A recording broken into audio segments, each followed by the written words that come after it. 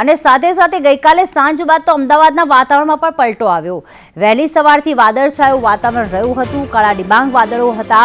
બપોરના સમયે તો લોકો બફારાનો અનુભવ કરી રહ્યા હતા અને અચાનક વાતાવરણમાં પલટો આવ્યો અને ધીમી ધારે વરસાદ શરૂ થયો। પ્રી મોન્સૂન એક્ટિવિટીની શરૂઆત થઈ। વહેલી સવારથી વાદળછાયું વાતાવરણ, સાંજ પછી ધીમી ધારે અડધો 31 મિનિટ સુધી વરસાદ વરસ્યો। રાજ્યમાં પ્રી મોન્સૂન એક્ટિવિટીની શરૂઆત થઈ ચૂકી છે। મોટાભાગના શહેરોની અંદર આજે વરસાદની આગાહી વ્યક્ત કરવામાં આવી છે, ત્યારે અમદાવાદમાં પણ વહેલી સવારથી વાદળછાયું વાતાવરણ છે તે જોવા મળી રહ્યું છે। જે આકાશમાં કાળા ડિબાંગ વાદળો જે છે તે છવાયેલા છે અને વરસાદની આગાહી પણ અમદાવાદ શહેરમાં કરવામાં આવી છે। લાઇટ ટુ મોડરેટ રેનફોલની સંભાવનાઓ હવામાન વિભાગ દ્વારા વ્યક્ત કરવામાં આવી છે, એટલે કે છૂટો છવાયો વરસાદ પડી શકે છે।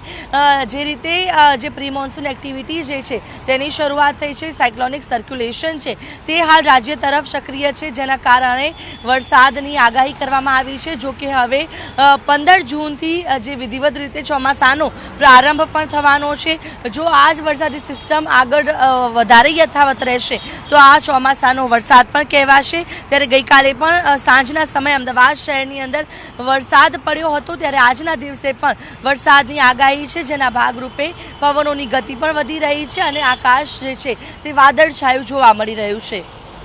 કેમેરા પર્સન મનીષ વાણિયા સાથે આયુષી યાજ્ઞિક, સંદેશ ન્યૂઝ, અમદાવાદ।